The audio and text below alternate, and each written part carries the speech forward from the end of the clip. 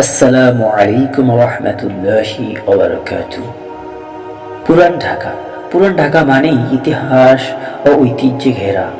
পুরান ঢাকা মানেই শত শত বছরের ইতিহাসের চাদরের মোড়া এক গৌরবের নাম। পুরান ঢাকা মানেই মুঘল স্থাপত্য, বুড়িগঙ্গা নদী, সাকরাইন উৎসব, ঘোড়ার গাড়ি, কাবাব, বিরিয়ানি, বাখরখানি, হাজারো ঐতিহ্যের সমারোহ। তো প্রিয় সৌদি বন্ধুগণ, আজকের আমাদের বিষয়বস্তু হচ্ছে আহসান মঞ্জিল, পুরান ঢাকার ইতিহাস ও ঐতিহ্য। তো শুরু করা যাক। আলহামদুলিল্লাহ, সমস্ত প্রশংসা আল্লাহ তাআলার জন্য, যিনি মানুষকে ইতিহাস দিয়েছেন আর ইতিহাসের ভিতর লুকিয়ে রেখেছেন শিক্ষা।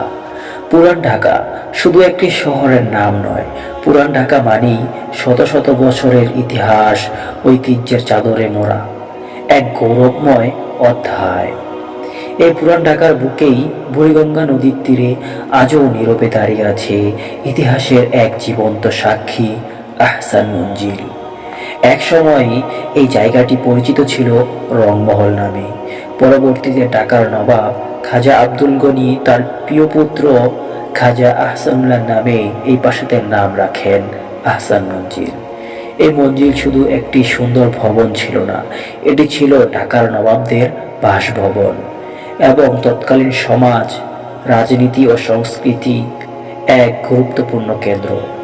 এই দেওয়ালের ভিতরেই বসেছে অনেক ঐতিহাসিক সভা, যেখানে নেওয়া সিদ্ধান্ত পরিবর্তন করেছে বাংলার ইতিহাসের গতিপথ। স্থাপত্যের দিকে তাকালে চোখে পড়ে এক অসাধারণ সৌন্দর্য, মুঘল স্থাপত্যের ঐতিহ্য আর ইউরোপীয় নকশার অপূর্ব এক সমন্বয়। মাঝখানের বিশাল গম্বুজ মনে করিয়ে দেয় মুসলিম স্থাপত্যের গৌরবময় অতীত। চারপাশের খোলা বারান্দা আর উঁচু ছাদ আজও জানান দেয় এক সময়ের রাজকীয় জীবনযাত্রার কথা। সময় কখনো থেমে থাকে না। নবাবদের শাসন শেষ হয়েছে, ক্ষমতা আর জৌলুস হারিয়ে গিয়েছে, কিন্তু ইতিহাস কখনো মুছে যায় না। 1992 সালে আহসান মঞ্জিলকে রূপ দেওয়া হয় একটি জাদুঘরে। আজ এখানে সংরক্ষিত আছে নবাব পরিবারের স্থিরচিত্র, দুর্লভ আলোকচিত্র এবং পুরান ঢাকার হারিয়ে যাওয়া দিনগুলোর গল্প। এই জাদুঘর আমাদের মনে করিয়ে দেয়, দুনিয়ার জীবন ক্ষণস্থায়ী, ক্ষমতা চিরস্থায়ী নয়। আর যারা প্রাসাদের মালিক, কাল তারা শুধু ইতিহাস। বাইরে বুড়িগঙ্গার ঢেউ নীরবে বয়ে চলেছে, যেন সে নিজেই সাক্ষ্য দিচ্ছে পুরান ঢাকার জন্য বিকাশ আর পরিবর্তনের।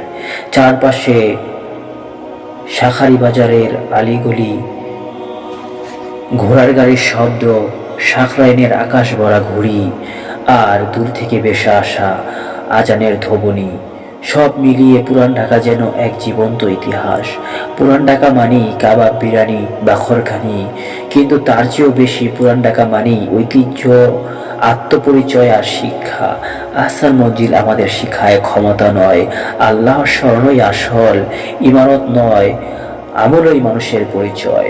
পুরান ঢাকা মানেই ইতিহাস, আর সেই ইতিহাসের হৃদয়ে আজও নীরবে দাঁড়িয়ে আছে এক গর্বিত নাম, আহসান মঞ্জিল। আল্লাহ তাআলা আমাদের ইতিহাস থেকে শিক্ষা নেওয়ার তৌফিক দিন। আমিন। আসসালামু আলাইকুম ওয়া রাহমাতুল্লাহি ওয়া বারাকাতুহু।